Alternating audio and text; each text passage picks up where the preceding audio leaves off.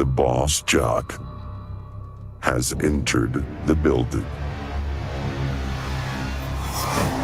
You are listening to the Sportcat Show. All right. Well, hello, ladies and gentlemen, boys and girls, children of all ages. You know, the one, the only Sportcat, often imitated but never replicated. We've got a great chat already started. I know Denise is here. Hello, Denise. Welcome. And I know Chris is listening. Be safe, Chris. Don't stare at us on your screen. Wendell, hello. Good morning to you. Everybody come over and join the live chat. We have a great group of people over here, and we have a lot of fun. You can find it by coming over to the YouTubes and searching out the Paranormal 3 words, guys with a Z, or just simply the Sportcat shows. And you'll find me hiding over here on the interwebs. So we do a daily news show and some silliness, and well, who knows? Sometimes we have real news. Sometimes we have, well, junk. All right, well, let's see here. It is currently 1:11 in the East Coast.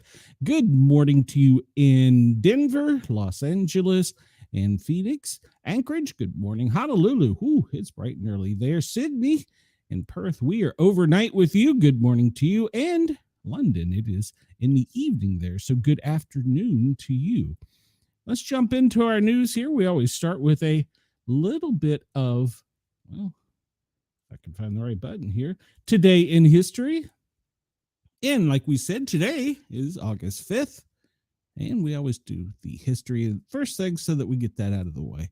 So let's see. More buttons to push. I know what to do with. All right. In 1100, Henry, I guess that's the first, becomes King of England. The youngest son of William the Conqueror is crowned King of England after his brother dies in a hunting accident. Henry brought peace to England, and in 1106, bested his eldest brother to become the Duke of Normandy. Ultimately, he was succeeded by his nephew, Stephen Blouse.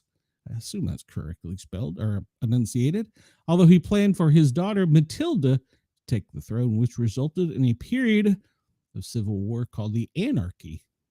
1620, the Mayflower makes its failed first attempt to depart England.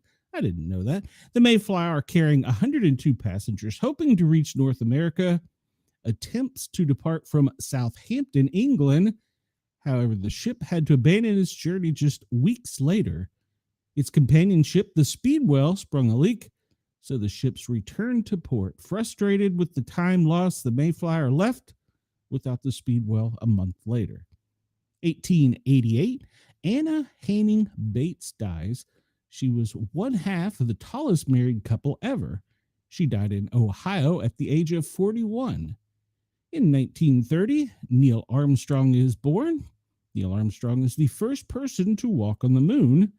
He was born in Wapakakuna. I probably pronounced that wrong, Ohio. I'm sorry. Armstrong's interest in aviation began when he took his first plane ride at age 6. After he had graduated with a degree in aeronautical engineering in 1955, he was hired as a pilot by the agency that would eventually become NASA.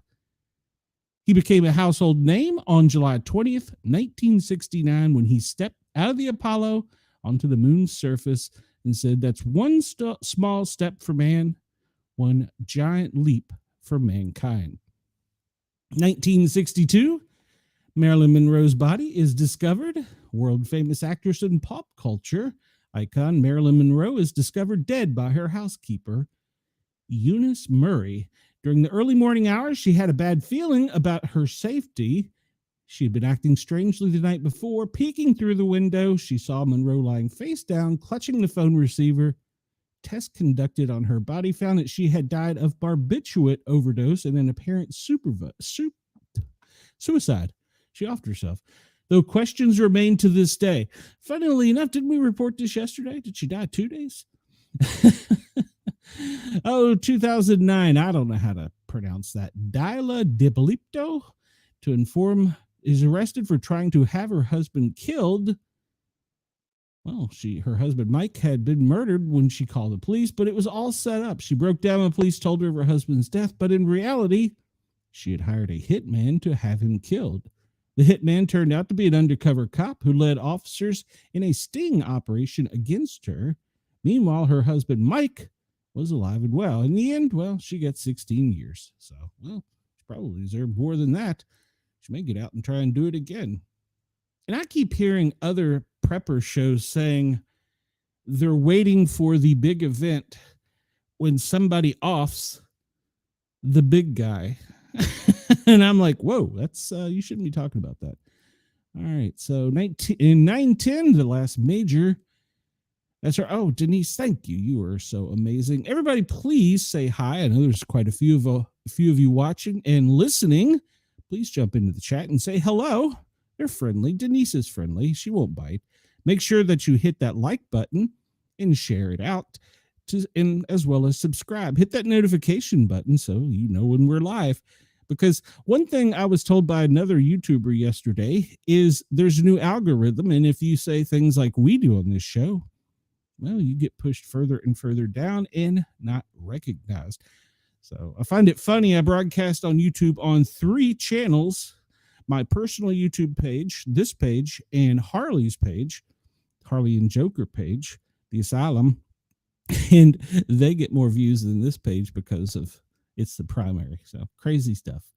All right, where do we leave off? 1305, Scottish resistance leader William Wallace is captured by the English near Glasgow and transported to London for trial and execution.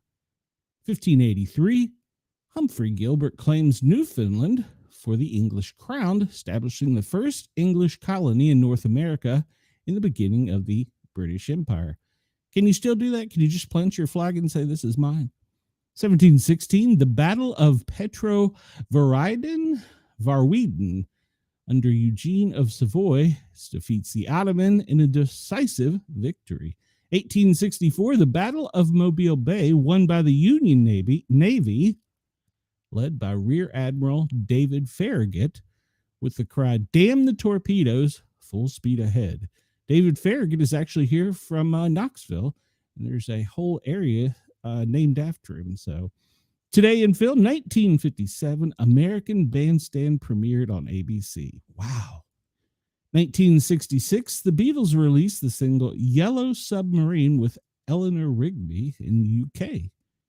1936, American athlete Jesse Owens wins the 200 meter in a world record time of 20.7 seconds. Interesting. All right. Let's see what else it is, because we know every day is special, but every day has its own national day. Did you know that? Well, today is, I'm going to be honest, as that was scrolling up the screen, I thought it read National Fight It Out Day, but it's not. It's National Night Out Day. Let's take a look at that since I butchered it. And it does have to do with public safety. It's the National Night Out Day on the first Tuesday in August. It promotes police community partnerships in neighborhoods across the country. The event focuses on the community and raising awareness through camaraderie by improving area relationships.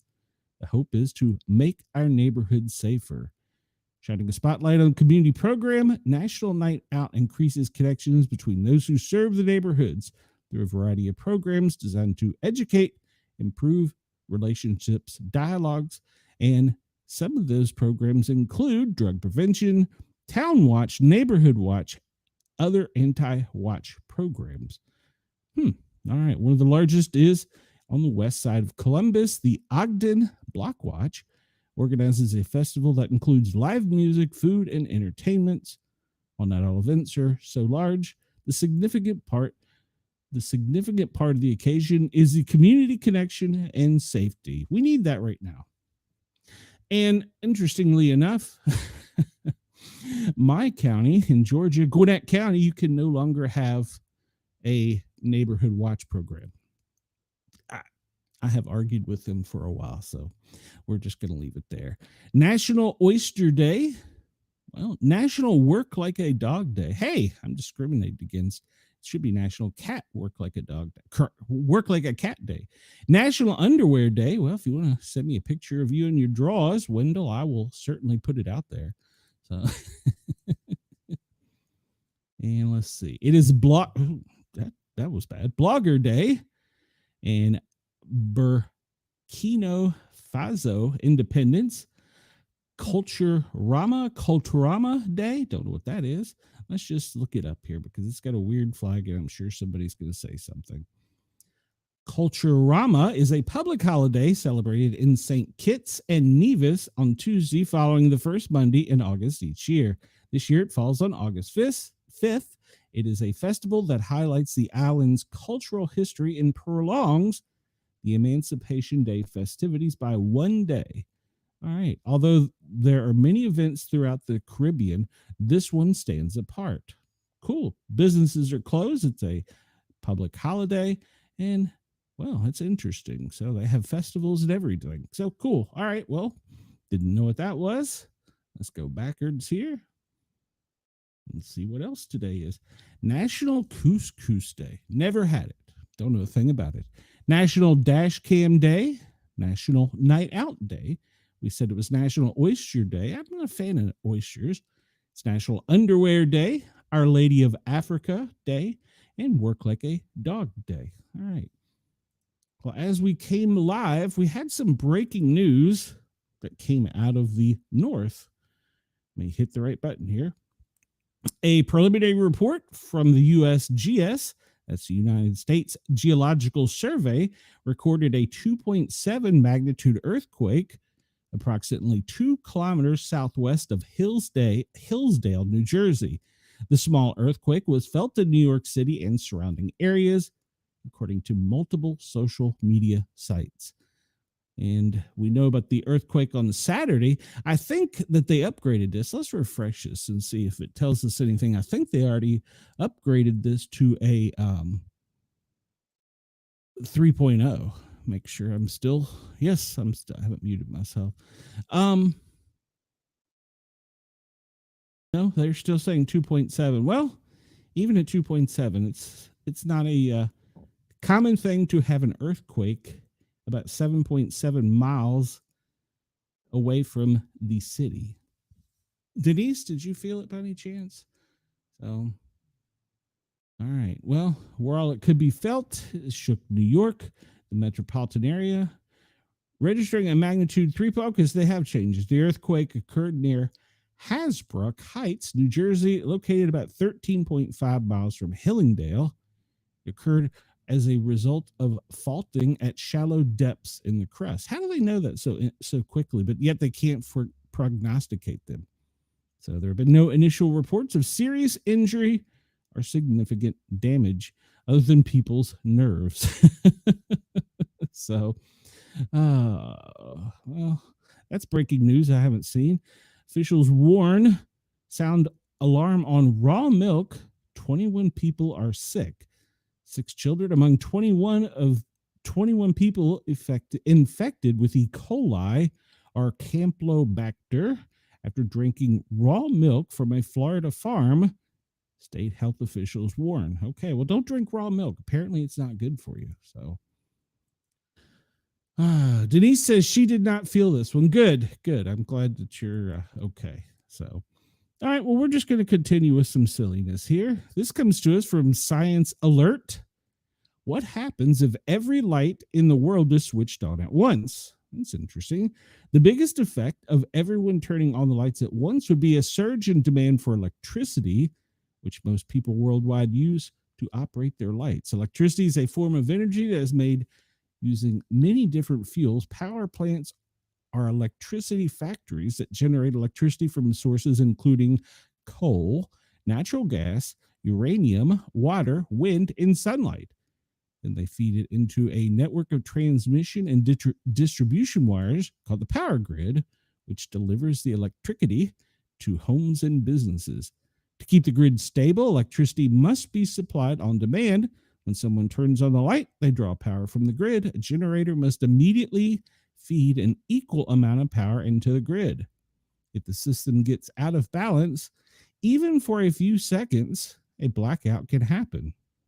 System operators use sensors and sophisticated computers to track electricity demand so they can keep the power adjusted and the power production up or down as needed. Total power demand, which is what is called the load, varies a lot from hour to hour and season to season. To see why, think of how electricity in your home uses during the day compared to the middle of the night during the summer or a full fall day.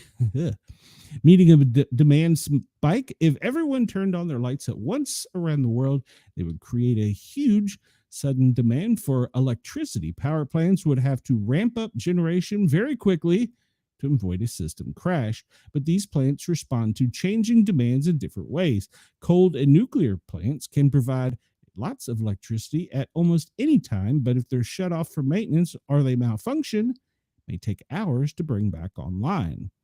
They also respond slowly to load changes. Power plants that burn natural gas can respond more quickly, changing loads, so they typically are the tool of choice to cover periods when the most electricity is needed, such as hot, sunny summer afternoons. Renewable energy sources such as solar, wind, and water power produce less pollution, but are not as easily controlled. That's because the wind doesn't always blow at the same speed, nor is every day equally sunny in most places.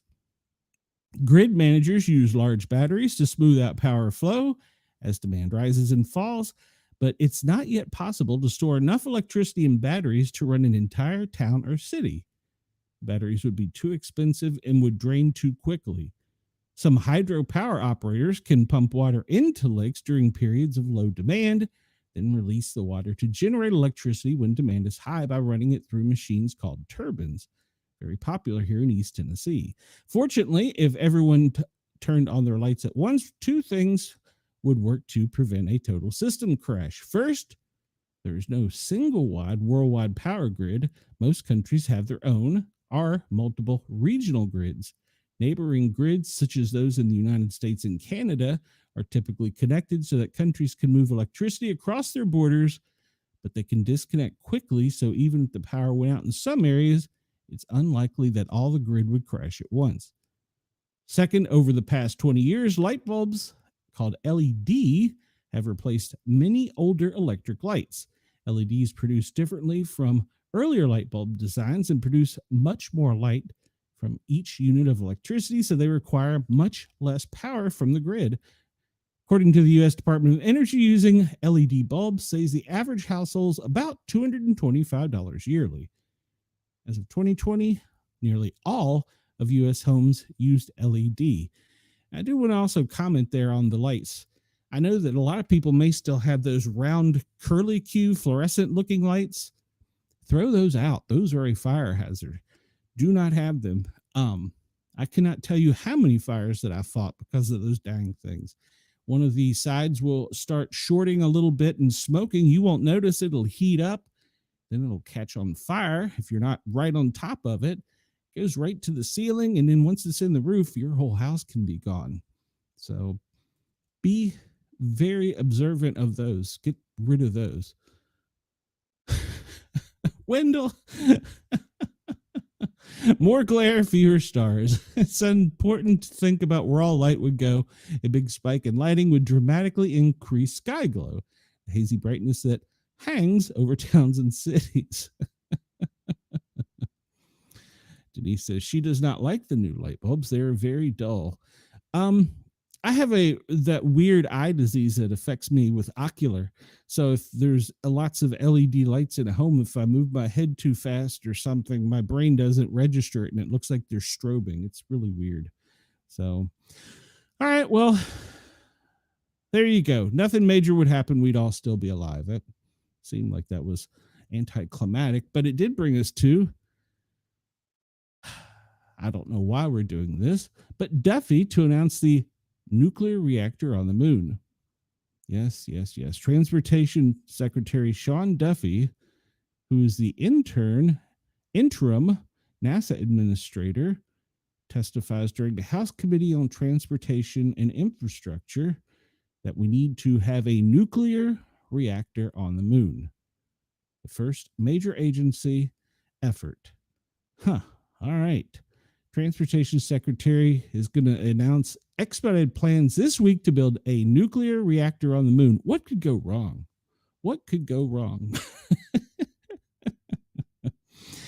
They keep highlighting the fact that he's a former news host. That doesn't matter. He's now in charge. NASA has discussed building a reactor on the lunar surface, but this would set a more definitive timeline, according to documents obtained by Politico, and comes just as the agency faces a massive budget cut. The move also underscores how Duffy, who faced pushback from lawmakers about handling two jobs, wants to play a role in NASA policymaking.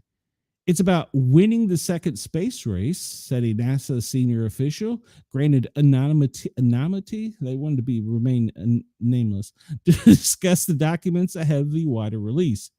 President Trump named Duffy as the interim administrator in July after abruptly withdrawing the nomination of billionaire Jared Isaacman amid a spat with the nominee's ally, Elon Musk. Duffy also offered a directive to more quickly replace the International Space Station, another NASA goal. The two moves could help accelerate U.S. efforts to reach the moon and Mars, a goal that China is also pursuing. The plans align with the Trump administration focus on crewed spaceflight. The White House has proposed a budget that will increase human spaceflight funds for 2026, even as it advocates for major slashes to other programs, including nearly 50% cut to science missions. Wendell, the reactor directive order with agency to solicit industry proposals for a 100 kilowatt nuclear reactor to launch by 2030. It's only 5 years away. A key consideration for astronauts' return to the lunar surface.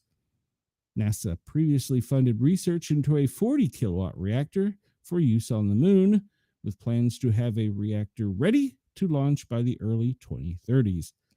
The first country to have a reactor could declare a keep-out zone, which would significantly inhibit the United States. The directive states a sign of the agency's concern about a joint project China and Russia have launched. The directive also orders NASA to designate a leader for the effort and get industry input within 60 days. The agency is seeking companies able to launch a reactor by 2030, since around that time China intends to land its first astronaut on the moon. The nuclear initiative means that NASA will continue to have a hand in nuclear development even after the Pentagon's recent cancellation of a joint program on nuclear-powered rocket engines. While the budget did not prioritize nuclear propulsion, that wasn't because nuclear propulsion is seen as a non-worthy technology, according to NASA.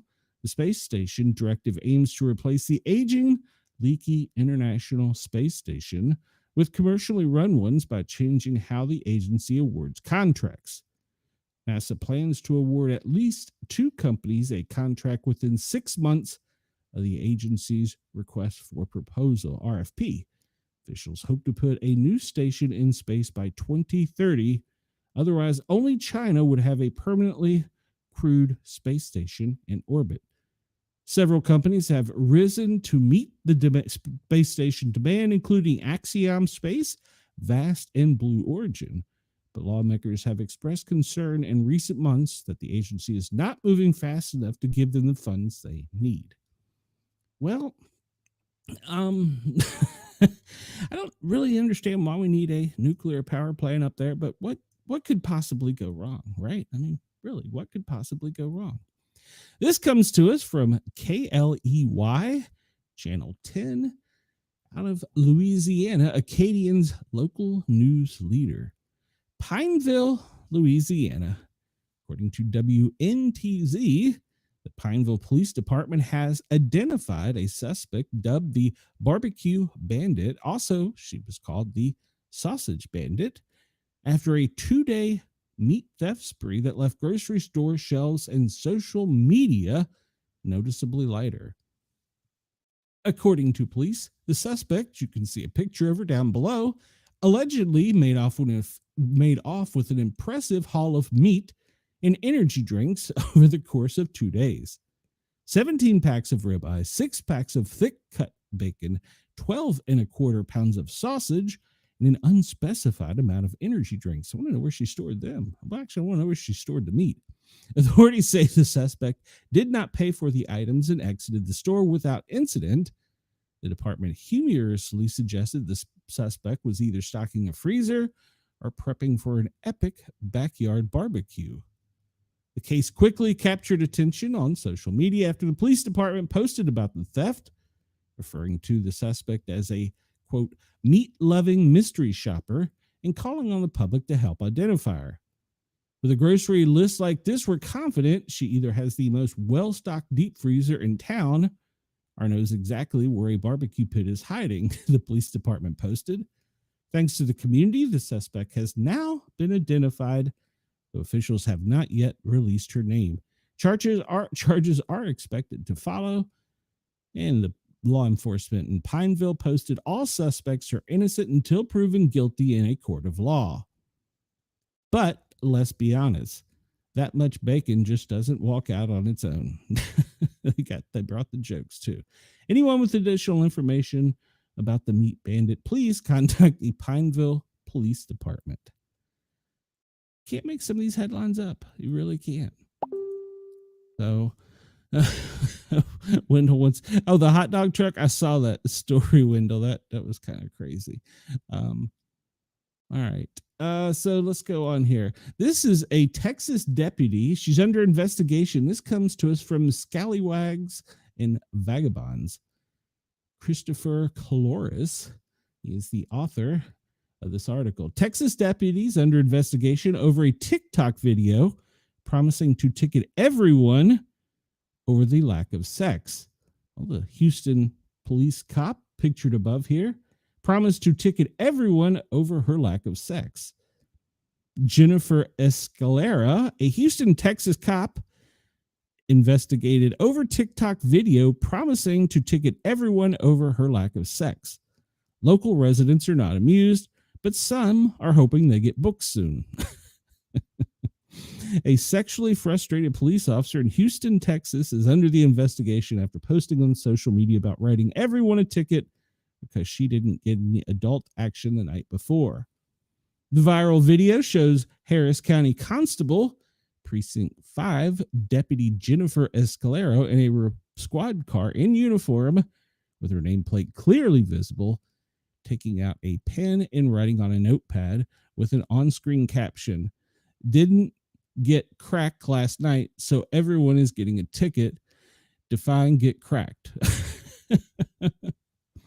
Where there's an itch, well, she shared the video on TikTok where it naturally went viral. The Texas deputy has since deleted the offending video. Was it really offending? A regard of her personal account shows her often posting about being a police officer, including "get ready with me" videos of her putting on makeup before grabbing her uniform, gun, and utility belt from the closet. Her TikTok name under the handle Miss.Escalera repeatedly featured a number of videos in which she appeared in uniform before it was taken down. Despite now being investigated, the, quote, Randy cop continues to remain on active duty. Local residents in Houston's 5th Precinct told Fox 26 the viral post is unprofessional, inappropriate, disrespectful, and childish. I think it's really inappropriate and disrespectful, one resident told the news media. Not as much distrust, but you can't rely on them. It makes them look unprofessional when they start posting videos like that. You can't take them serious. Still, others are flooding her TikTok, coming on her post, begging her to arrest them.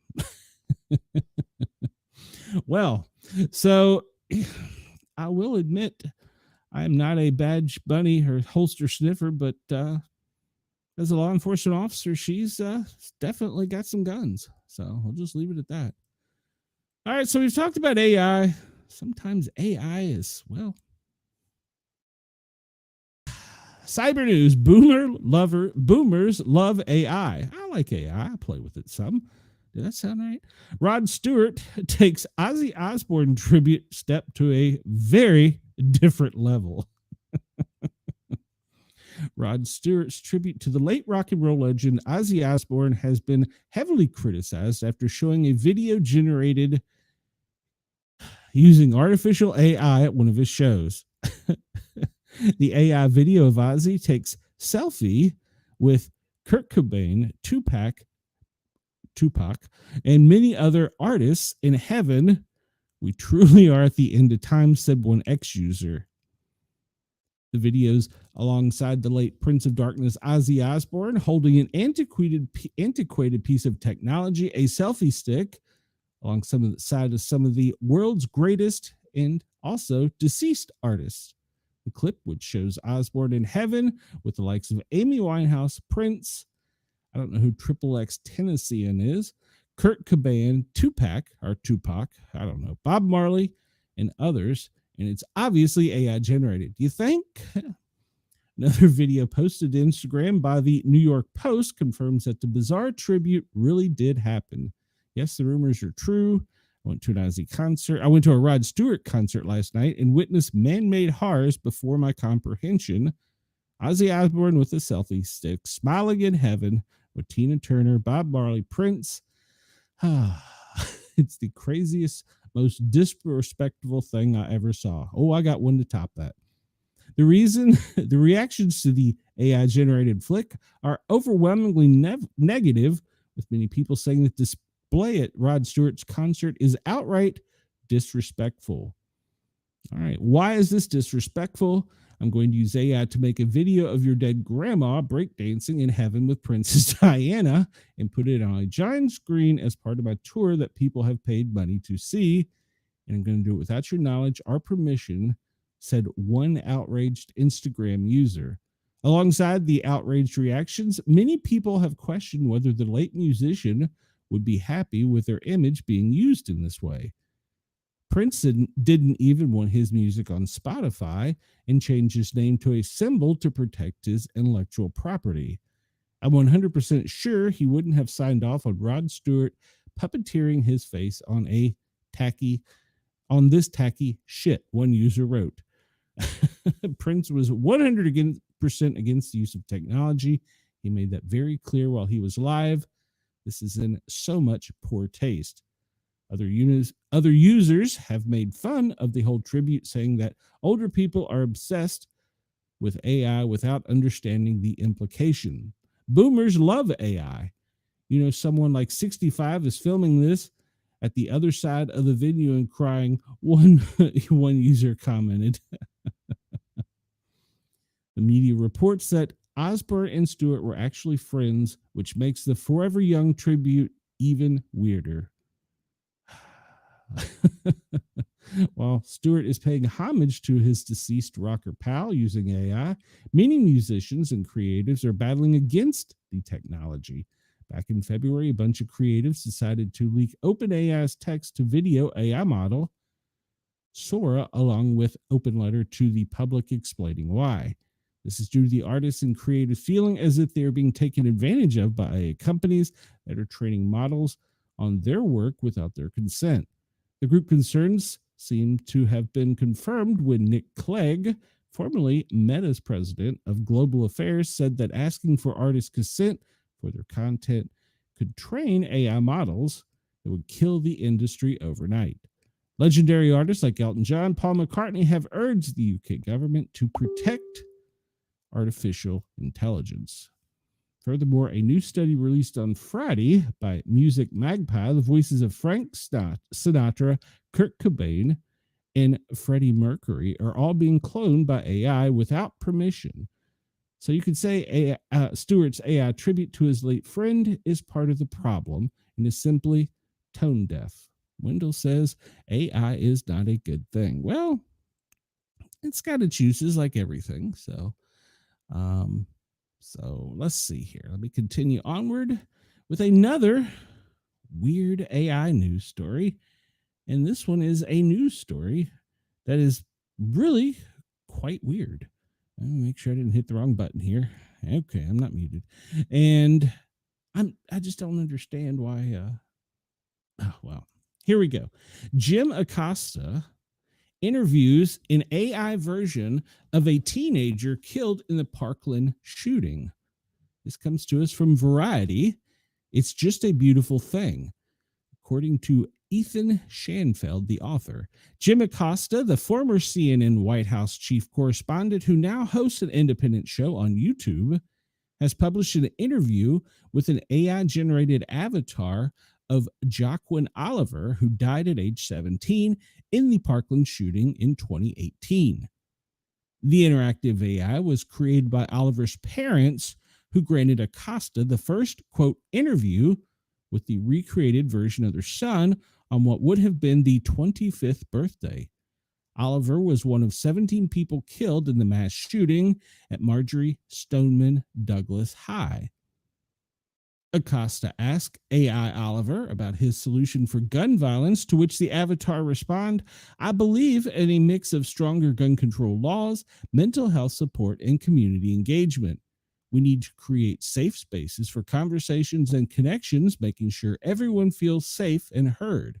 It's about building a culture of kindness and understanding."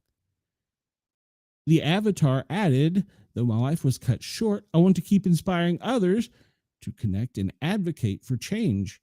Acosta then asked AI Oliver about his personal life, such as his favorite sport, his favorite basketball team. The two discussed the movie Remember the Titans and their favorite Star Wars moment. After a 5-minute chat with AI, Acosta then connected with Oliver's father, Manuel Oliver. Said, "I'm kind of speechless as to the technology there." Acosta said, "It was so insightful. It really felt like I was speaking with Joaquin. It's just a beautiful thing." Manuel, who has been an outspoken voice in the push for gun control, said he believed bringing AI Joaquin to life would create more impact.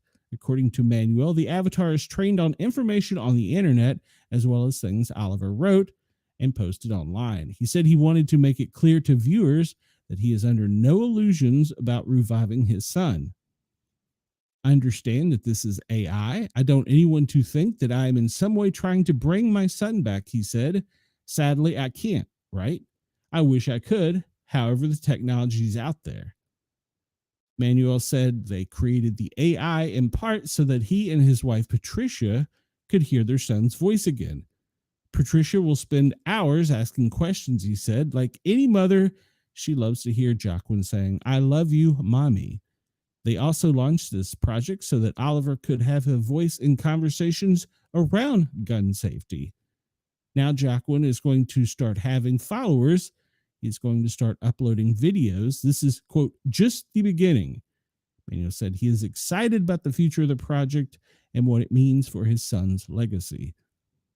What is amazing about this project that we've heard from parents, we've heard from politicians, now we're hearing from one of the kids, Acosta said. That's important. That hasn't happened. Manuel said he plans to have AI Oliver on stage in the middle of a debate and that his knowledge is unlimited. Acosta's interview comes 1 year after a gun control campaign recreated the voices of 6 Parkland victims, including Oliver's, using AI. The messages were circulated online and sent as direct calls to federal lawmakers in the years following the Parkland shooting. Manuel has been on the front lines of gun control advocacy. In 2022, he interrupted a televised speech by Joe Biden celebrating the passage of gun control legislation, which Manuel criticized as too moderate. In 2023, Manuel was arrested after interrupting a congressional hearing on the Second Amendment with his wife, Patricia. Manuel also created a one-man show about grief that he performed across the country. What do you think about that? That's a very weird use of AI, in my opinion, but it's not for me. But okay. All right. So we'll continue on because that was just weird. All right. We're going to skim through some of these. And this comes to us from the Daily Beast under the politics section. This is an editorial comment. Trump brags about a, quote, "very white rose garden's awful makeover." President Trump has claimed his newly paved rose garden is receiving great reviews after unveiling the highly criticized design last week. The plush White House lawns in the center of the garden have now been paved over with white stones to create a large patio that mirrors Trump's Mar-a-Lago resort in Florida. In his brand new Washington patio, the seal of the President of the United States features on the edges of the paving near the drainage. Speaking to reporters on Sunday, he said he was already getting positive feedback on the paving work, which began in June. We're getting reviews on the Rose Garden, he stated, without clarifying who the reviews were coming from. The Daily Bugle has contacted the White House for comment. The renovation to the Rose Garden was finalized and unveiled on Friday.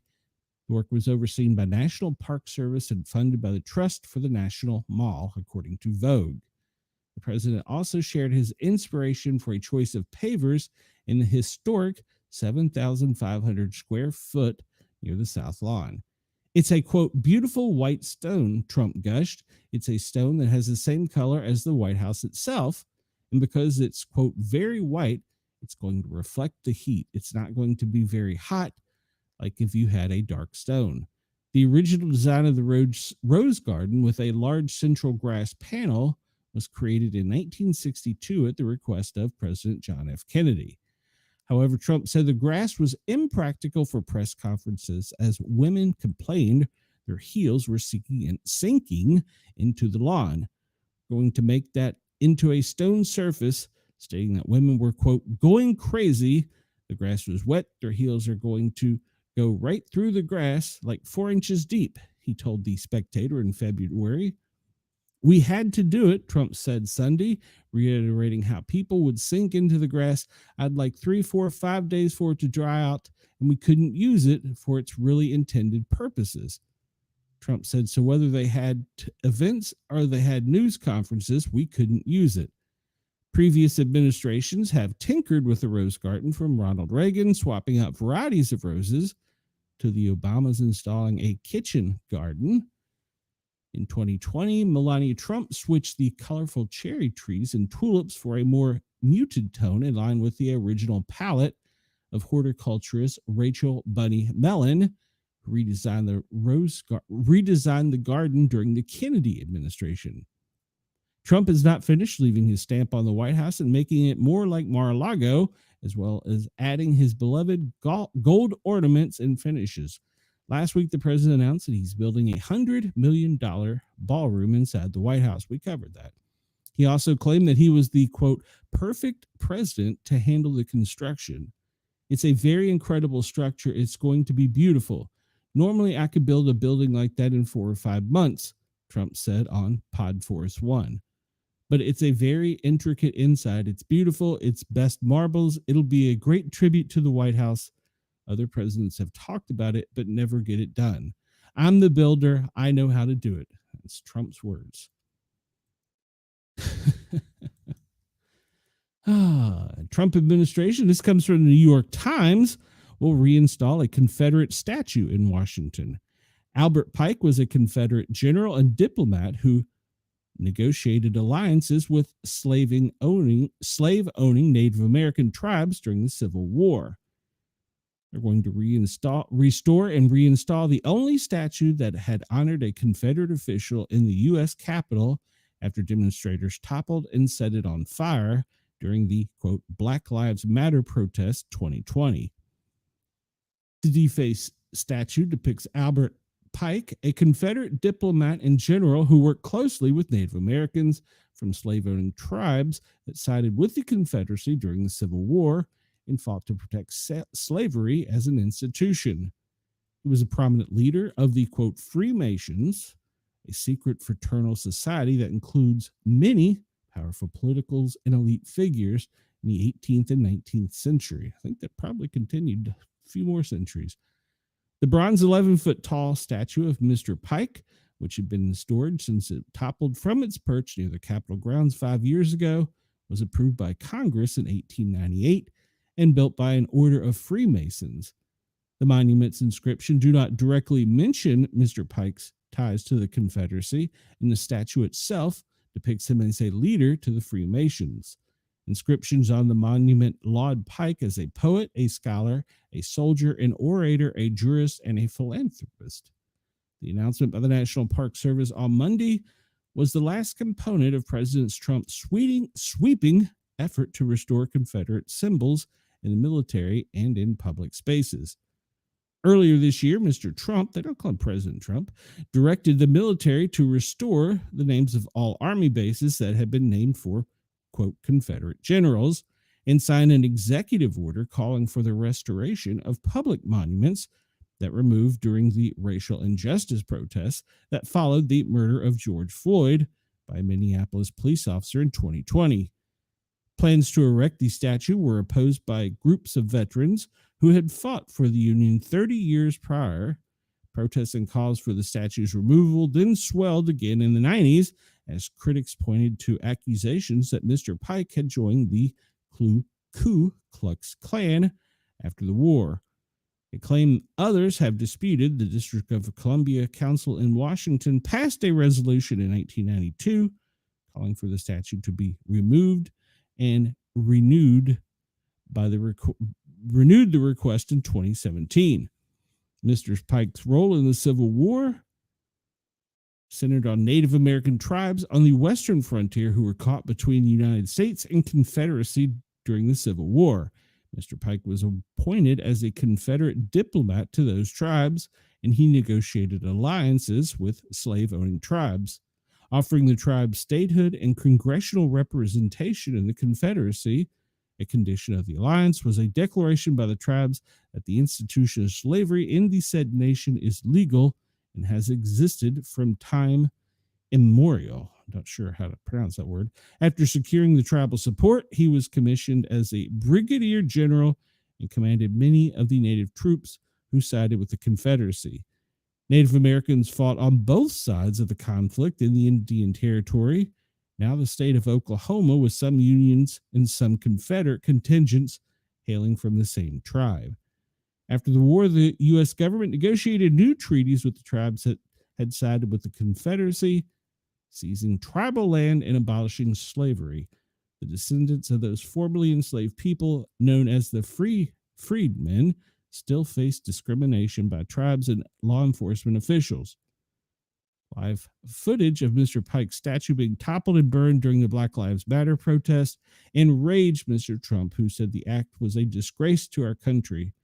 Federal police officers arrested Jason Charter, a 25-year-old Washington, D.C. resident, and charged him with destruction of federal property, accused him of dousing the statue with lighter fluid and ignited. The charge was later dropped, and he pled guilty in 2021 to a separate charge of attempting to topple a statue of President Andrew Jackson near the White House.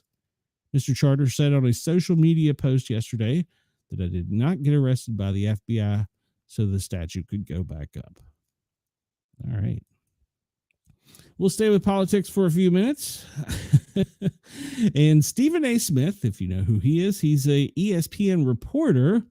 Well, he has pointedly told Michelle Obama that he will never be a, quote, housewife after the First Lady compared ESPN and its host to the Real Housewives of Atlanta. Smith is the star of First Take and recently signed a $100 million contract with ESPN. He has even teased a possible run for president, but he has found himself in a firing line last week when Obama compared him to a reality star. The ESPN star has since blasted Obama over offensive comments she made about Donald Trump voters, telling her when you're campaigning on behalf of former Vice President Kamala Harris, you said a vote for Trump was a vote against you and a vote against, quote, y'all as women. I want to say for the record, I took a major offense to that. Now, during an interview with Fox's Sean Hannity last night, Smith suggested that the former lady's, quote, housewife remarks proves that she leaves sports to her husband, Barack Obama. He also added, you can say Stephen A. Smith is a lot of things and will be a lot of things. The only thing you can never say about me is that I'm going to be a housewife. She was comparing reality TV to sports TV from the standpoint of watching us go at one another, Smith began. Well, first of all, there's no relationship because there are some of the greatest athletes on the planet Earth that play professional sports. That's who we're talking about, as opposed to reality TV stars that can barely act. Number two, when you look at what she's talking about, you have to take into consideration that she doesn't possibly really pay much attention to sports. Evidently, she leaves that to her husband. And when she talked about, quote, first take, she talked about us arguing with one another, hating on one another. We have a lot of love for one another on first take.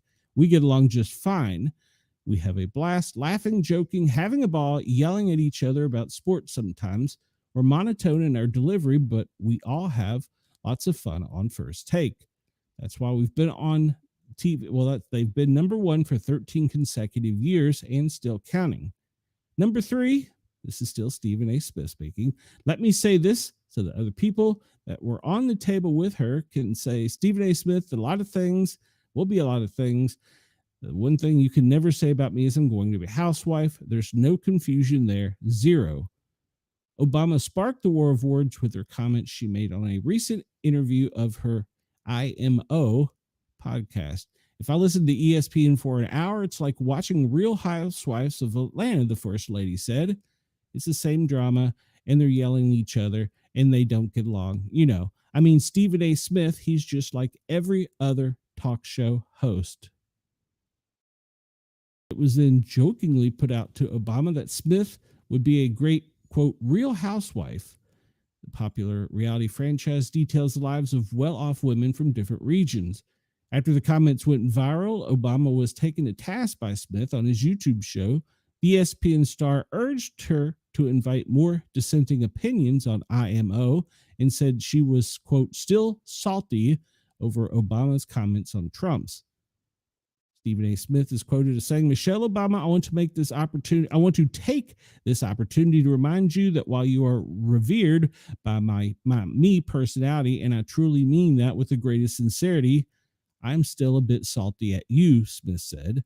I think to this day, that is the only thing that I didn't like that you said. I didn't appreciate it because so many things that go into deciding where our vote is going to go. For some people, it's all about the economy. For others, it's all about national security. For some people, it's immigration. For some people, it's safety in the streets of America. Long before they think about pro-choice or pro-life. He then briefly praised Obama after branding her, quote, sensational, and claiming that both she and her husband would beat Trump in an election if either of them decided to run in the future. Well, that is Stephen A. Smith's opinion, I guess. All right. Continuing with a little bit of news, it's the top of the hour for the show. We'll be through this real quick. All right. So luckily her family ain't making a, quote, GoFundMe. Woman stabbed rival in her mother effing brain in a parking lot fight and then bragged about it on Facebook. A Texas woman is behind bars in Florida for attempting to kill a former friend of hers at a 7-Eleven last month, plunging a knife into the victim after agreeing to meet in Miami to fight, then bragging about it on social media, cops say. Call me Chucky and Michael Myers, ho, said Shakia Jenkins, 29, of Houston, in an Instagram live video reviewed by the Miami Police Department, according to her criminal complaint.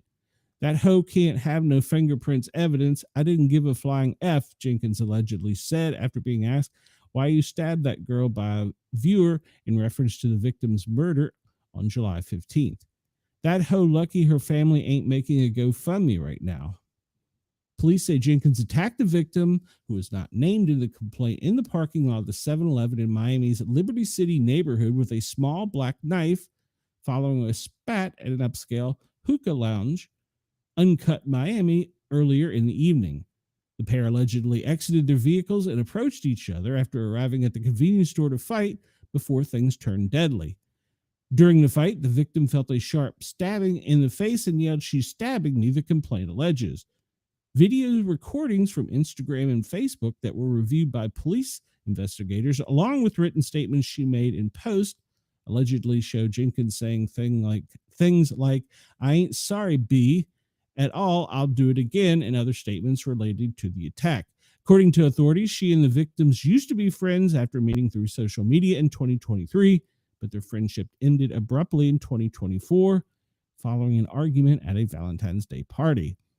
"I tried to stab her in the eye in the middle of the foreheads," Jenkins proclaimed, noting that the victim was, quote, lucky she woke to see another day, per the complaint. "I should have finished that hoe off," Jenkins allegedly said.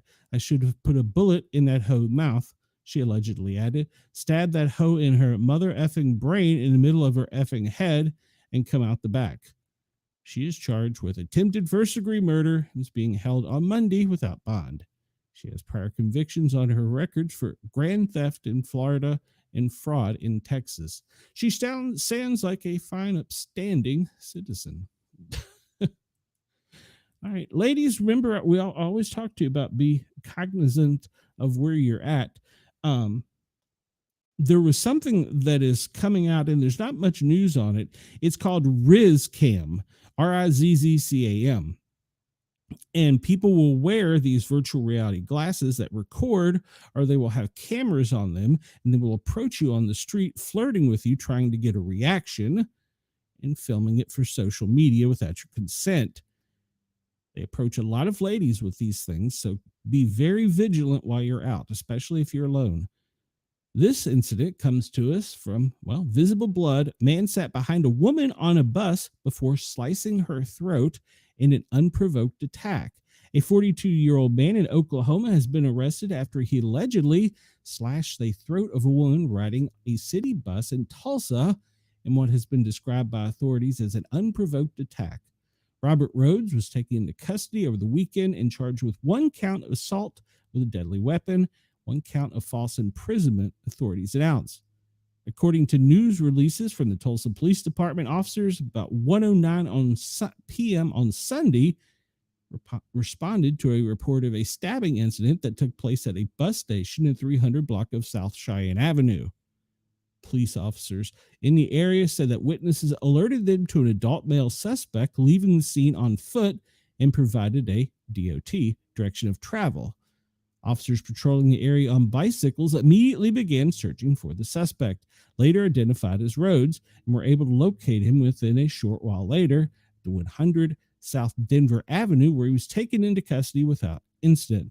Police said there was visible blood on Rhodes' clothing and that a bloody knife was recovered from his pocket during the search. The victim was rushed to the hospital. Her injuries were so severe that detectives from the department's homicide unit were called to the scene.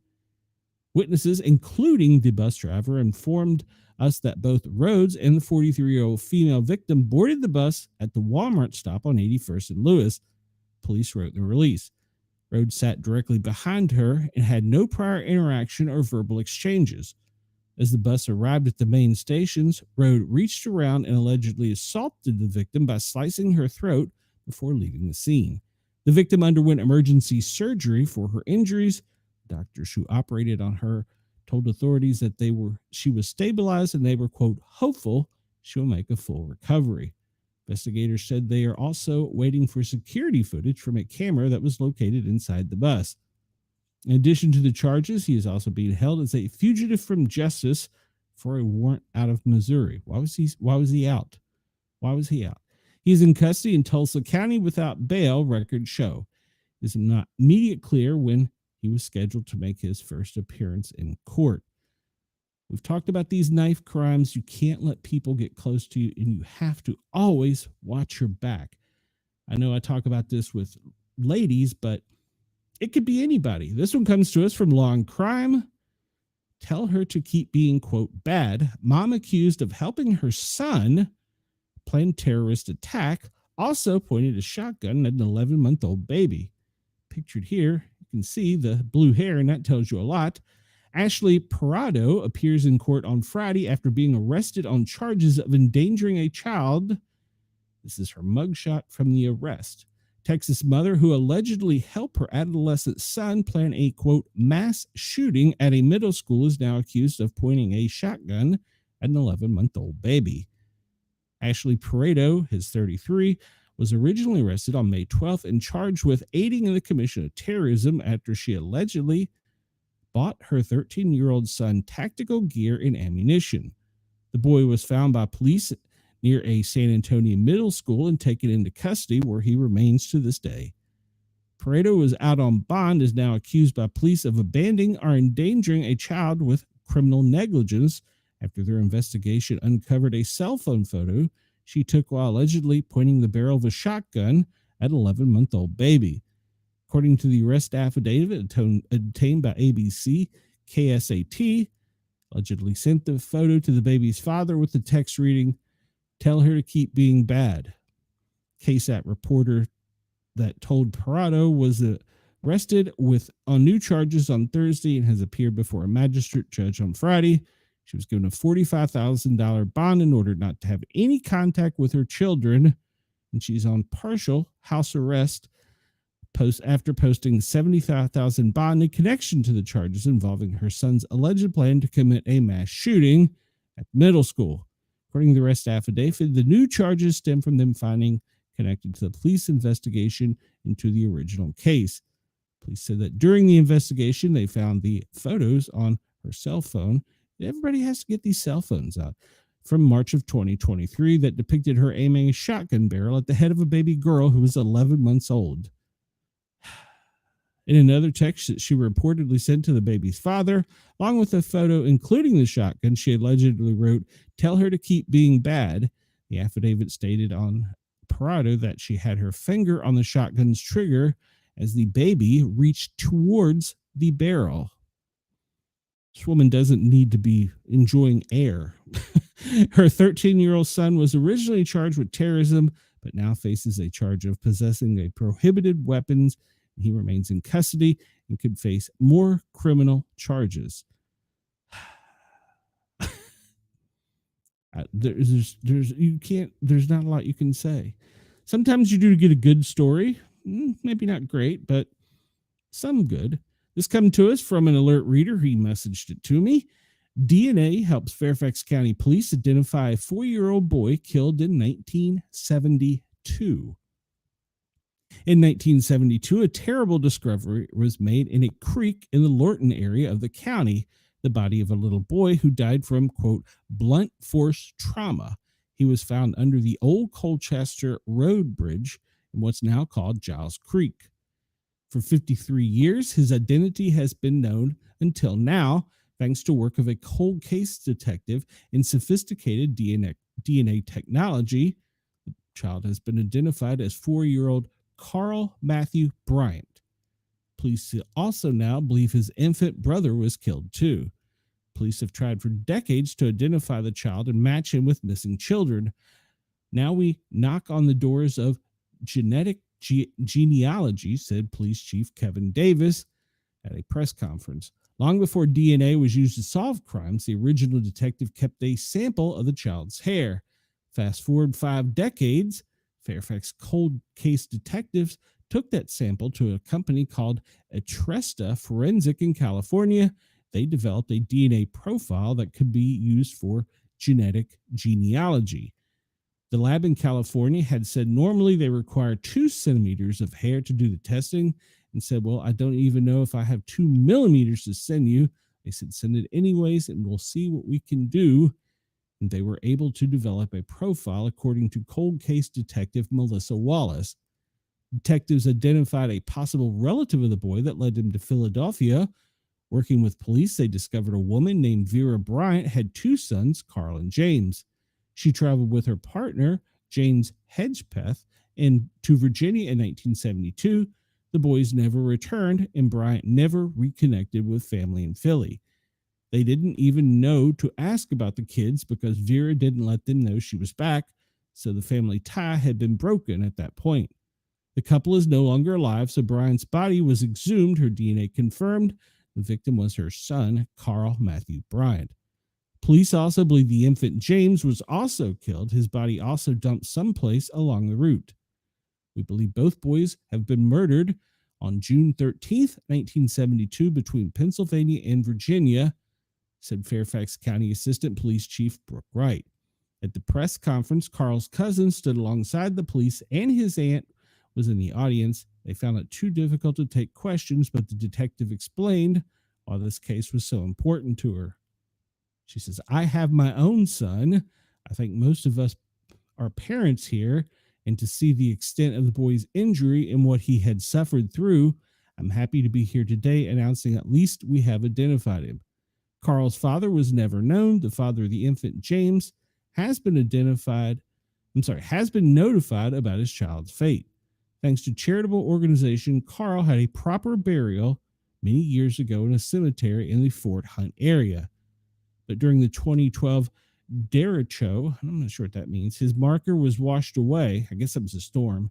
Fairfax County Police are hoping to put a bench there to finally be able to honor the little boy's memory by engraving his name on it. If you go back on some of my old shows, I did a show called The Grin and Guardian Gang. I interviewed a Fairfax County police officer, and we talked about cases such as this. It was a great interview.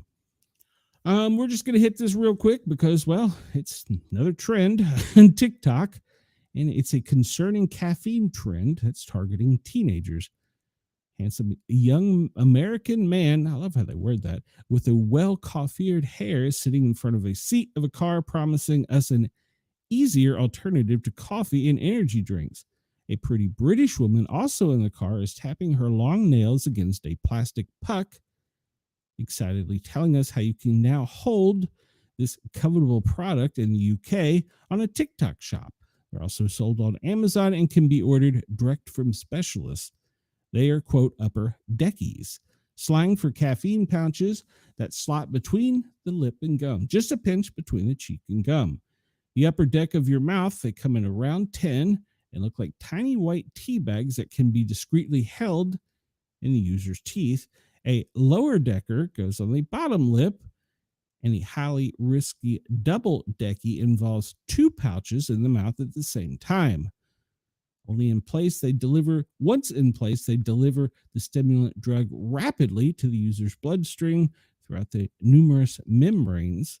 They are marketed as a cheap alternative to energy drinks and coffee, a workout supplement to increase alertness, endurance, and an easy way to get an energy boost or buzz. Each pouch can have anywhere between 100 and 200 milligrams of caffeine. For comparison, there's 200 milligrams of caffeine in 6 cans of Coca-Cola, while the average cup of coffee has just 95 milligrams. An adult over the age of 18 can safely consume up to 400 milligrams a day. Experts fear that the caffeine pouches are being promoted to children and teenagers worrying about health concerns. Many of the caffeine pouches brand have sweet-sounding flavors: gummy bear, sour cherry, cola, and peached iced tea, to name a few. Whereas a coffee would probably taste too bitter to a young person unaccustomed to the taste, flavored or plain pouches are all more palatable. Even adults used to drink caffeinated beverages can experience adverse effects if they drink too much. Risks to children and young people are much higher, with side effects that include shaking, heart palpitation, anxiety, hyperactivity, and sleep problems. Extreme cases of caffeine poisoning in children and teens can lead to seizures, falling into a coma, and even death. Currently, there's no legal age for selling the products to children. The onus is online retailers to decide whether if they want to introduce one and start checking IDs. A spokesperson for TikTok told The Standard that a TikTok shop has age restrictions that prevent people under the age from buying on the app. So there you go. That's one TikTok trend. Now, I got to be honest here for a minute. I had thought about trying those. So we'll do this real quick, and then you'll have to pardon my nerdiness for a minute. Burn lines. It's the latest trend on TikTok. France is trying to ban it. The French government is calling on a digital watchdog to hold TikTok accountable for its harmful trends. TikTok is known for sparking online trends from, quote, bathroom camping to the resurrection of ugly shoes. Back in June, the French government petitioned against Skinny Talk, a TikTok trend promoting extreme thinness. The associate conduct with included over 500,000 posts showcase people's workout routines and their eating habits. TikTok admitted that that type of content glorifies thinness and vilifies weight gain and promotes disordered eating behavior. Well, now TikTok is redirecting users to the search hashtag towards mental health and support. The platform eventually banned, and France rejoiced. However, it's now contending with another dangerous trend. tan talk or burn talk is a current trend that promotes unhealthy UV exposure. Young women are instructed on TikTok on how to achieve the perfect tan lines or burn lines. Yes, how to get a fake burn. Letter states that the trends are in opposition to the Digital Service Act and a set of regulations. French ministers have referred to the issue to the French independent agency responsible. So apparently, you try and go and get sunburn to get the perfect burn. I don't like sunburn. In fact, it put me in a hospital once. It wasn't because of the burn, though. It was because of the medicine they used. Spider-Man, brand new day. Well, action footage has been revealed. Spider-Man is back, and Peter Parker himself made sure the whole world would see it.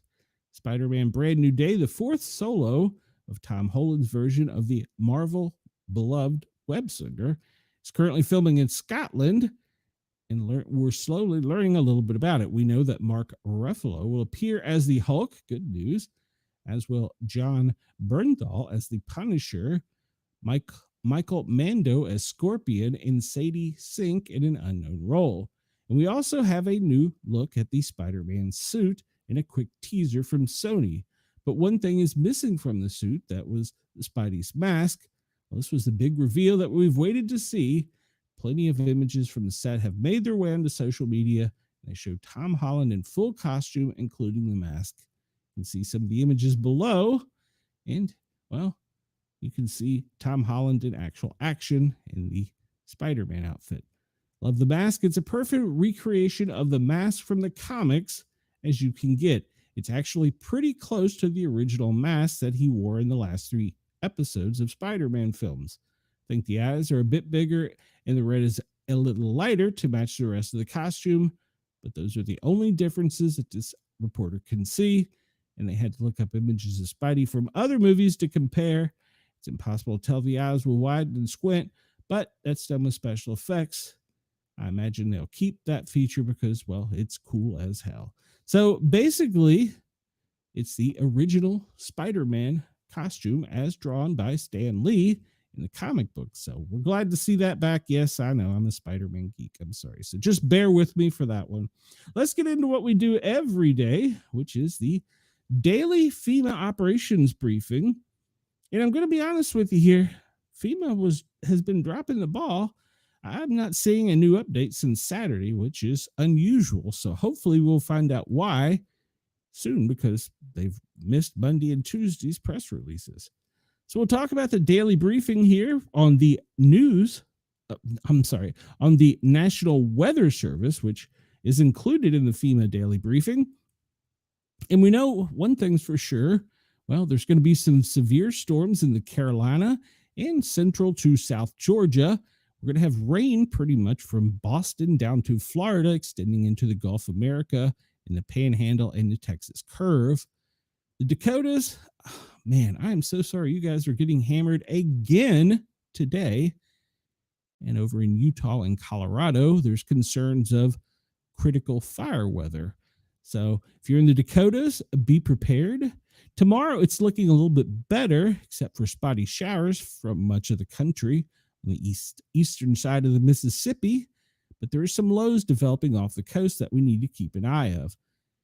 And then on Thursday, the outlook so far for day 3 just predicts spotty showers in the South and New England, as well as up through the Dakotas and the Midwest and out to the West Coast at Washington and Oregon.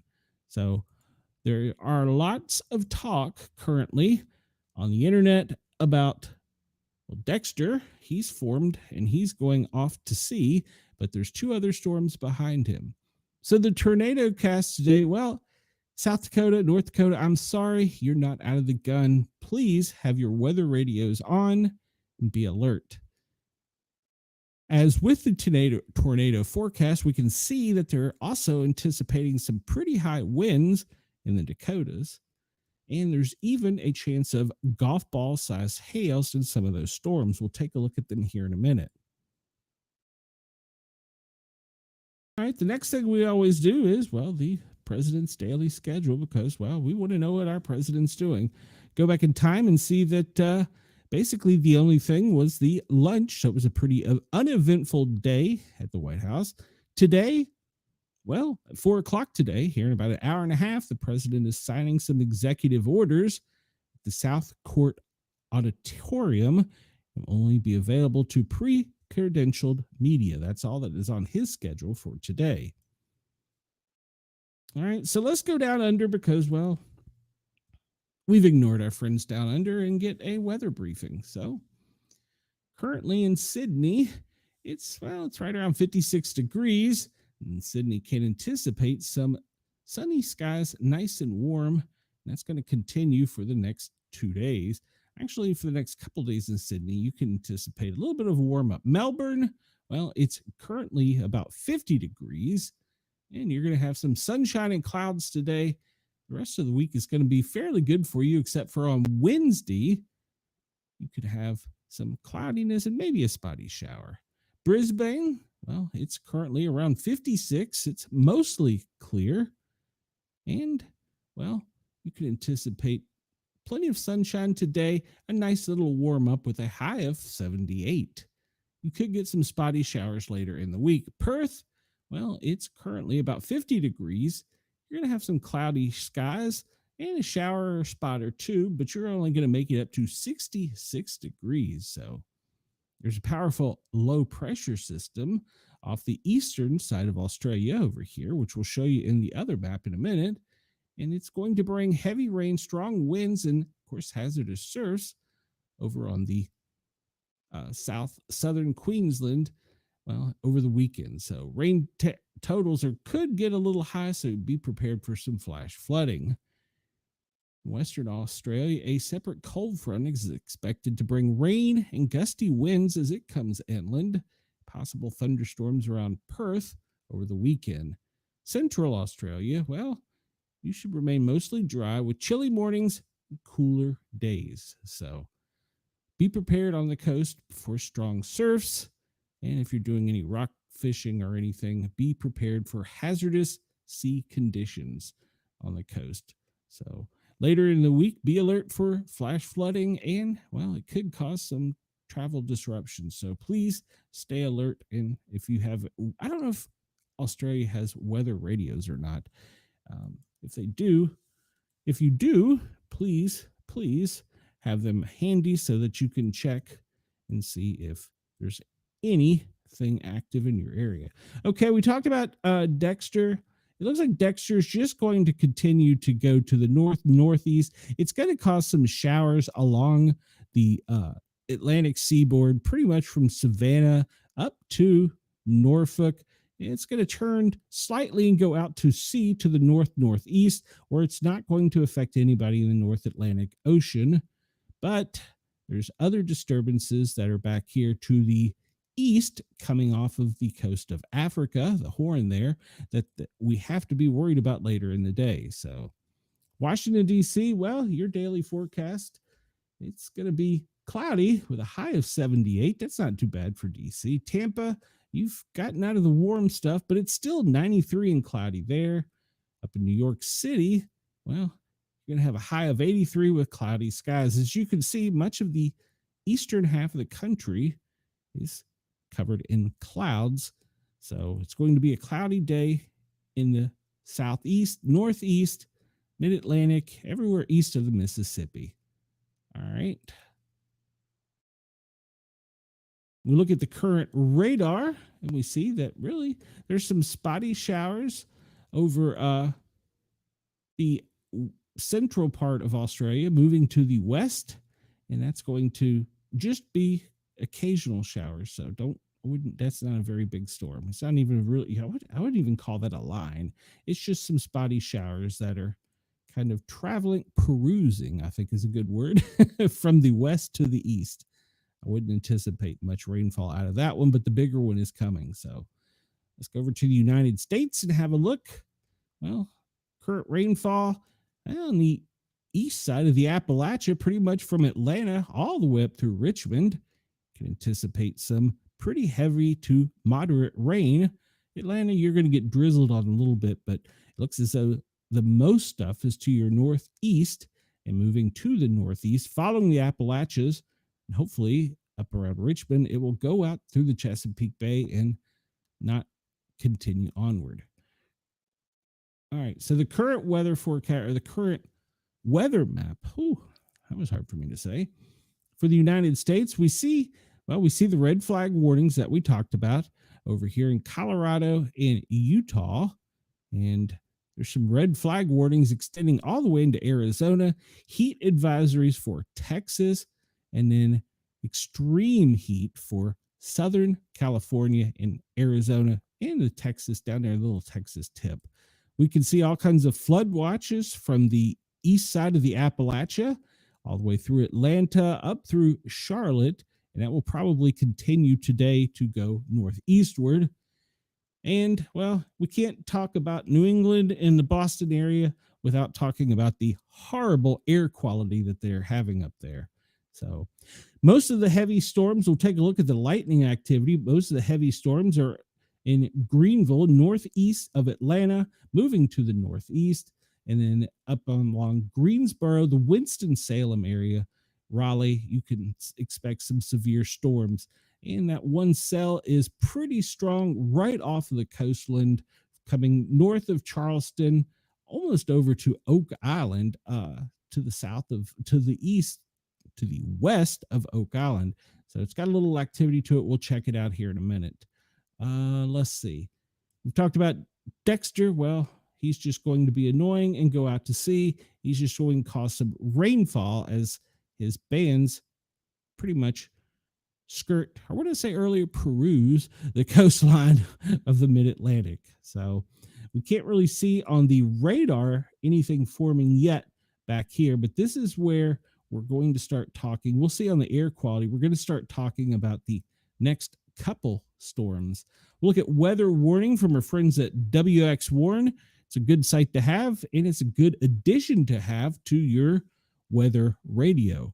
Items that I really encourage everyone to have is a radio that picks up the National Weather Service and will alert you, a good pocket tool, as well as a light of some kind, or a torch is what I'm being told they're referred to in other parts of the world. So as we talked about, we look at the weather warnings. We see that North Carolina, Georgia, well, you have flash flood warnings. New Mexico, you have a heat advisory, which we talked about.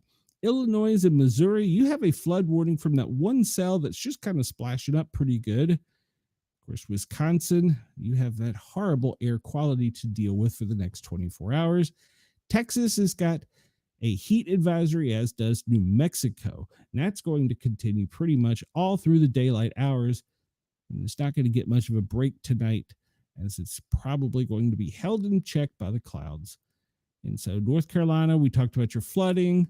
In Nevada, we talked about red flag warnings on Nevada. So in Wisconsin, the horrible quality of air you have, you're going to have to endure that for another 24 hours, and it's going to extend to the northeast. So with that storm, there are some beach hazards this can cause along the Atlantic seaboard, some extreme currents, rip tides.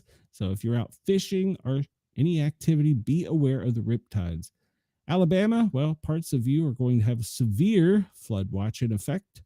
It's got about 5 hours left to go. So we talked about the heat in Texas and Oklahoma, and we talked about all the rip currents in Florida.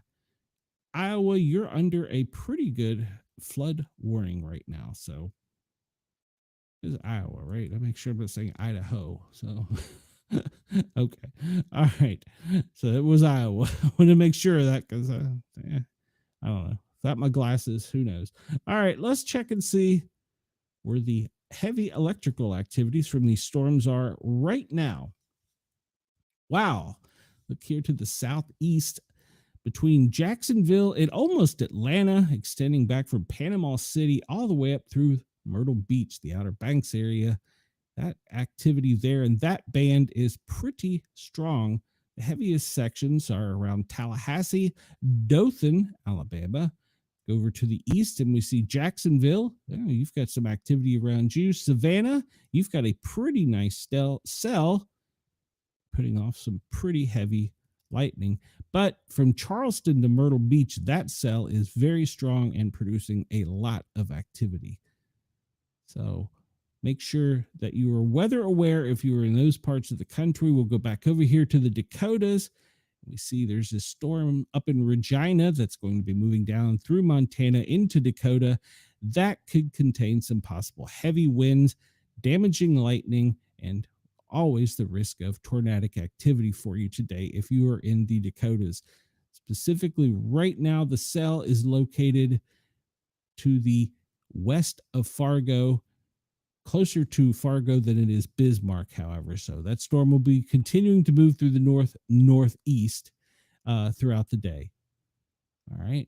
While we're talking about that, we can't help but want to check and see where all the power outages currently are. And it looks like currently California is experiencing 45,655 people without power. Now, it all appears to be in the San Bernardino County area, well, at least 33,000 of them. So it doesn't really say why, but Southern California Edison is experiencing 33,483 people without power. If you're listening in San Bernardino, maybe you can shoot me a message and let me know what's up there. Is it just use, or is there something else going on?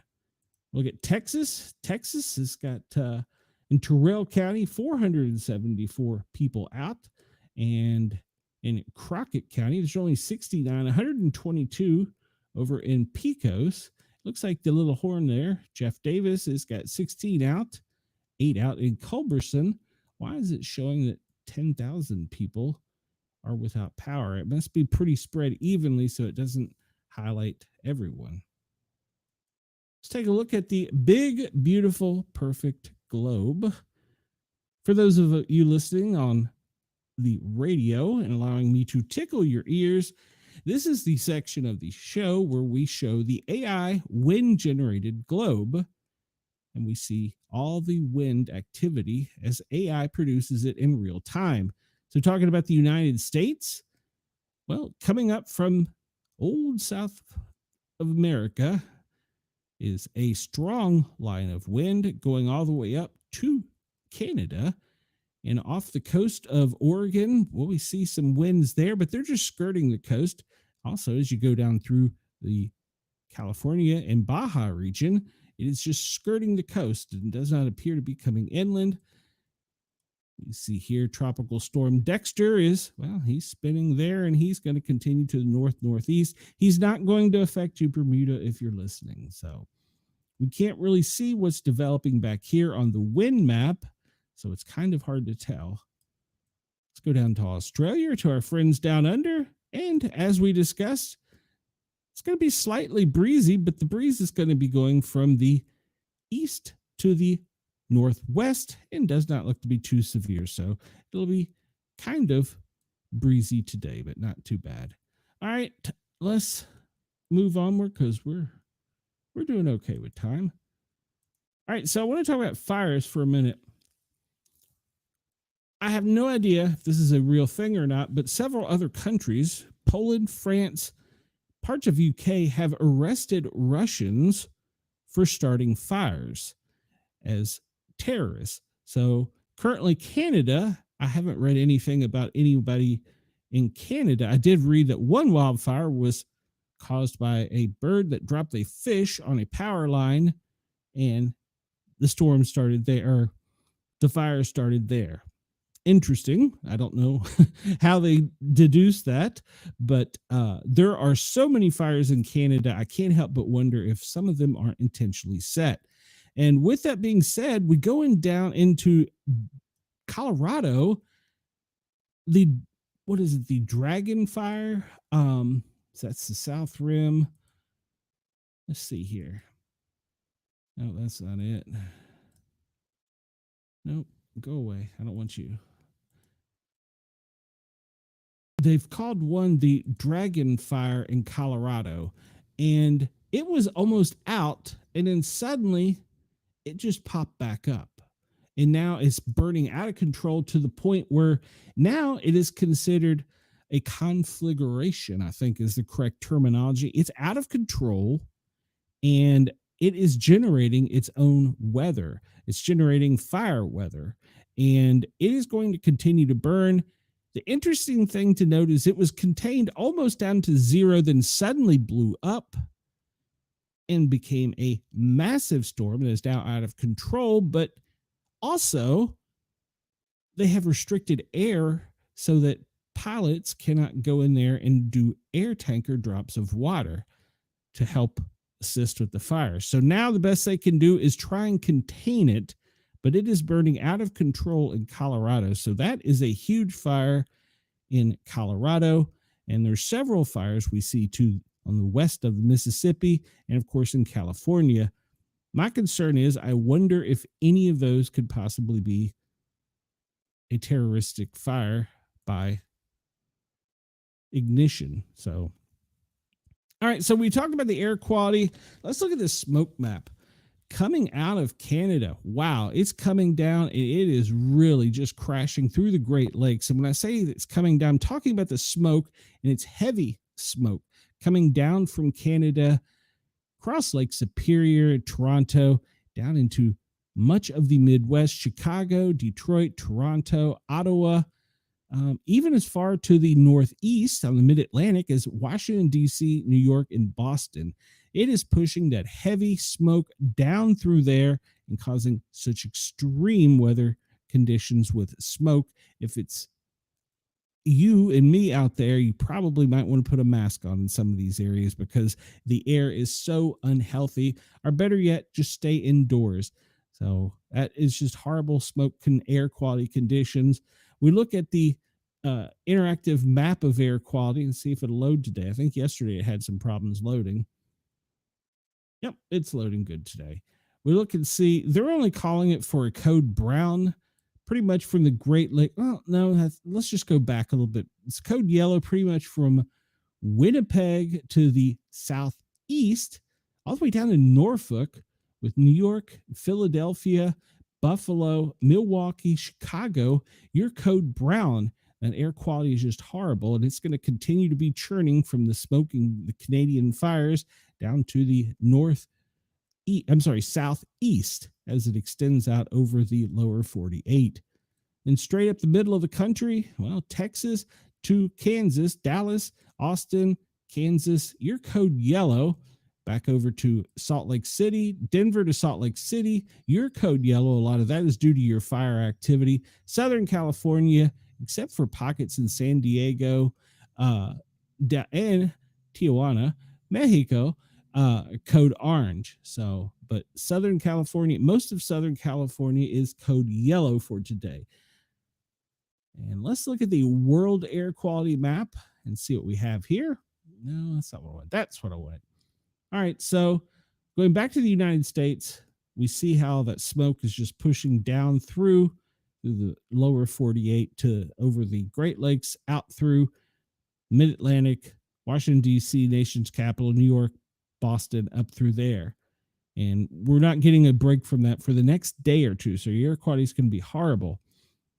And if you remember, we always talk about the dust coming off. Well, it's trying to get that little break, which is going to create these tropical disturbances, because once we stop getting the dust, that allows the air to warm up and generate electricity, and that's where we can get these storms, named storms specifically. So we're going to keep our eye out.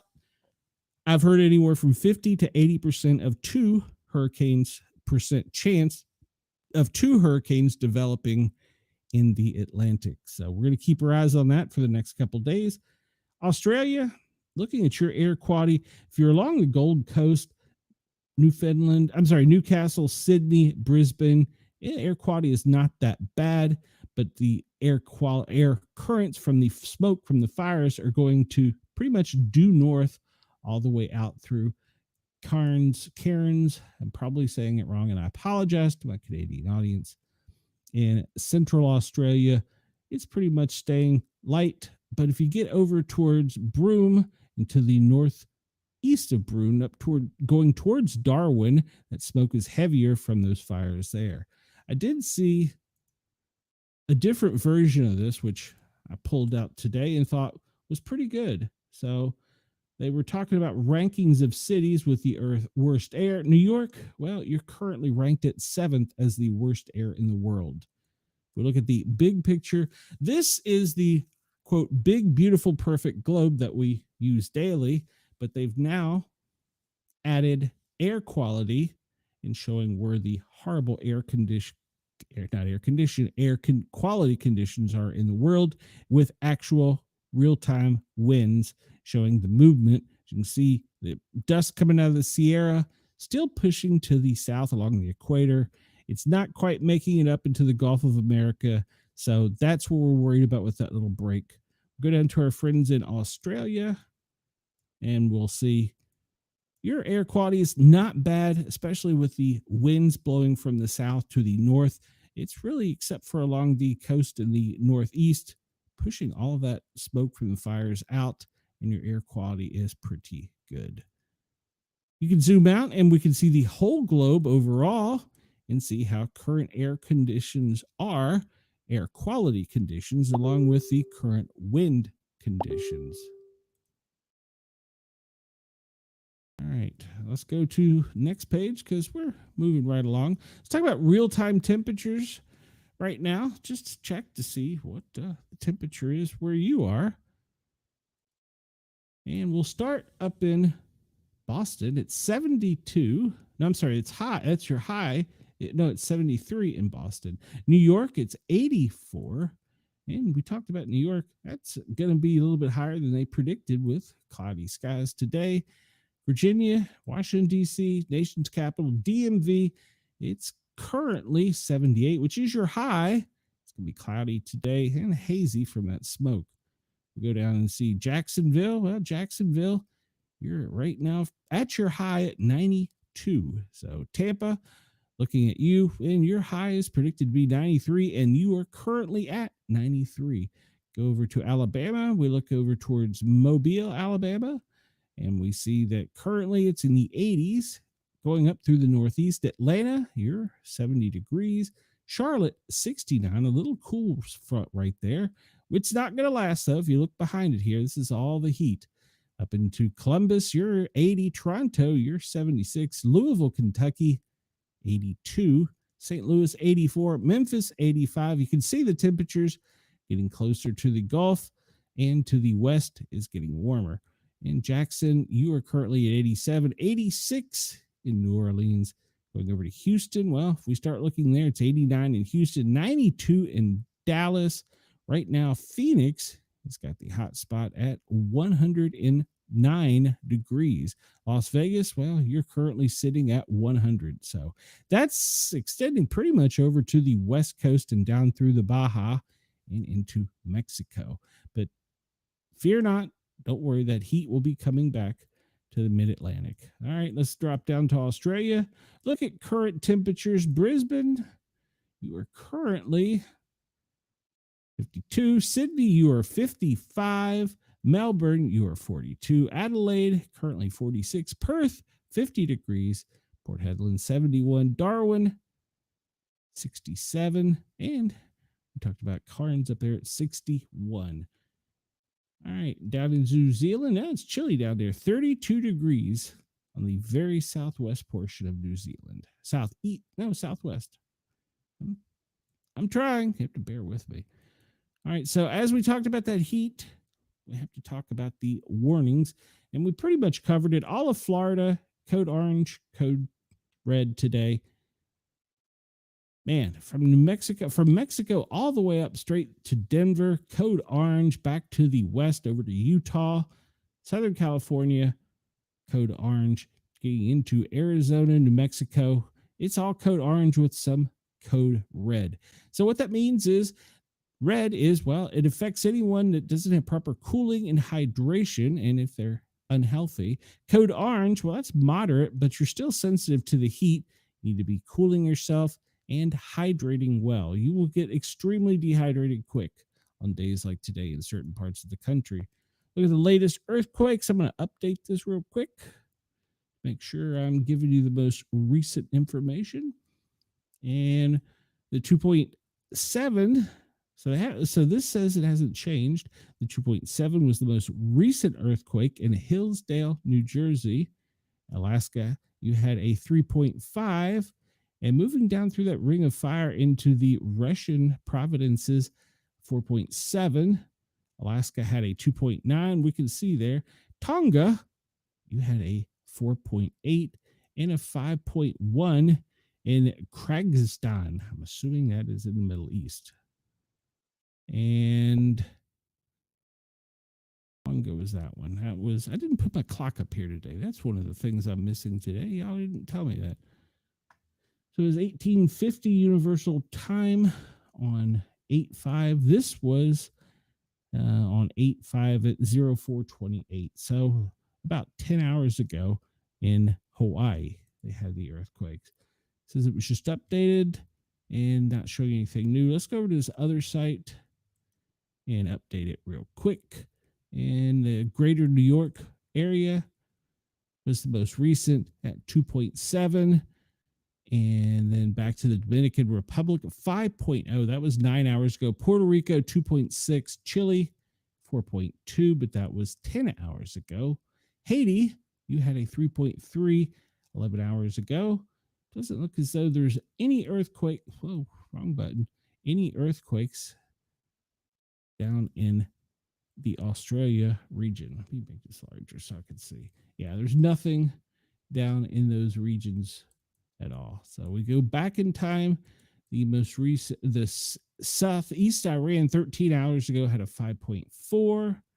And then off the coast of Kamacha 17 hours ago, a 5.1. Iran had a 4.1. So they've had a series of earthquakes in Iran, in the Middle East. It's shaking over there. 5.2 in Kamacha yesterday. So that area is really getting peppered. So is Iran. I haven't seen any recent volcanic activity, even though there's concerns about some on the West Coast, and then there's some in the Midwest saying that there's going to be a problem in Yellowstone. But so far, I have not seen any activity indicating that. So I updated this real quick, and the most recent one they have here is in Chile. And trying to see, yeah, there's no recent volcanic activity. Yeah, these go way back. 8 hours ago was an earthquake, and I don't see any volcanic activity listed. Let's see. Now it was in June, so nothing there. And what is this down here? Yeah, I don't see any volcanic activity listed as recently. It's all, well, wait a minute, August 2nd, 2025, in Lebutuan volcano. Well, it had an ash warning put out. So, all right, that was to the northwest of Australia. That was, can we bring up the live webcam? Hey, we can. Doesn't show us anything, but we can bring up the live webcam. All right, well, that was fun while it lasted. Close that. Yeah, I'm not seeing anything else really active. Kilauea was last reported as being active in June in Hawaii. And then this was an earthquake. This is the earthquake we talked about down in the New Zealand, northeast of New Zealand. And Tofu volcano was last reported active in 2024. So that's not anything to worry about, but there was a small earthquake out there. All right, let's go to the event list. We haven't made it here yet this week, so we'll kind of go back in time a little bit and see what we missed. Malaysia, 30 people were stung by jellyfish in an open water event. South Africa, a bird flu outbreak has threatened poultry and wildlife in the Western Cape. And dolphins were stranded in Oahu, but they had infectious bacterial diseases. I didn't know about that one. United Kingdoms, well, they've issued a measles warnings as the measles are rising throughout Europe. Sudan, 8 people pass away due to deadly cholera outbreak. Afghanistan, measles kill 357 Afghan children. UNICEF warns of a deepening crisis and calls for urgent aid. Do we not have vaccines for this? Can't we send them a vaccine? We were pretty good there for a while about giving everybody a stick. Can we not send them the vaccine? I'm pretty sure at one point we almost had eradicated measles. I could be wrong. New Zealand doctors are on alert as the dengue fever cases are surging among people returning from overseas. United States, 2 people were dead, 58 diagnosed with Legionnaire's disease in Harlem. I hadn't heard of that. That was breaking news for today. I missed. So 2 dead, 58 diagnosed with Legionnaire's disease in Harlem. China, they are worried about chikungunya. I'm probably really butchering that one. Case. They're rising. I don't know what that is. France, a woman dies in a botulism outbreak. Italy records its 10th death due to West Niles. India, 78 people get anti-rabies vaccines after a midday meal gets contaminated. What the hell were you eating that you had to take rabies vaccinations for? Wow. Let's see. That's old. Syria, Druze clashes Europe in Syria's Swata. Ceasefire violated and renewed violence. Well, that's over there. It's always. Nigeria gunmen have kidnapped more than 50 people in a northwestern village. Syria, well, they're still clashing, and that's just going to continue for a while. Sudan, heavy gunfire have been heard throughout the Sudan capital. That's old. Sorry, disregard. That's old. Syria. I got it confused with Syria there. Public safety incidents. The United Kingdom man is in charge with attempted murder after 2 injured in a knife attack outside of an Aldi. What did we just talk about with knives? Everybody really needs to be careful about letting people get close enough to be in your bubble to cut you. 2 dead, 6 wounded in a downtown Los Angeles shooting over the weekend. 1 dead, 3 injured in a shooting outside of Augusta over the weekend. 7 inmates were killed, 11 injured in prison riots in Mexico. 2 dead, 7 wounded in a mass shooting and retaliatory attack in Harvey. It was yesterday. Don't know where that one was. 1 person shot dead, 2 others in connection with a Santa Barbara stabbing, according to the police, and they have arrested a subject. Let's look at this real quick about Harvey. I don't know where that is. And 2 shooters opened fire Saturday night, 8 p.m. in the 1400 block of Des Plaines Street. 7 people were hurt, including a 4-year-old boy. Hours later, a man in a van was shot to death. Police say the attacks are linked. A man was fatally shot in Harvey early Sunday, what local officials called a retaliatory attack after a mass shooting that left 1 dead, 7 others wounded Saturday night. Among the injuries were the 4-year-old. The Cook County Commissioner, Keisha Maxgill, said, "I'm heartbroken and outraged by the senseless acts of violence that took place in our community." So there's all kinds of shootings. And, I should have guessed. It is in a suburb of Chicago on the south side. So I should have guessed that. All right, we're almost out of time here.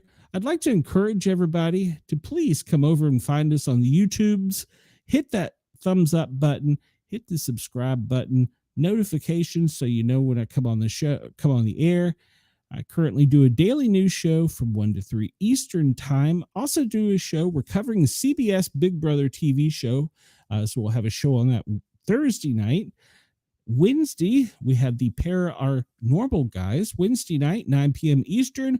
We have 2 great authors lined up, and we're going to be talking to them. They have some great stories and some great information, good backstory too. So looking forward to that. And as always, I encourage everybody, I really need you all to come over and subscribe. Thank you for allowing me to tickle your ears.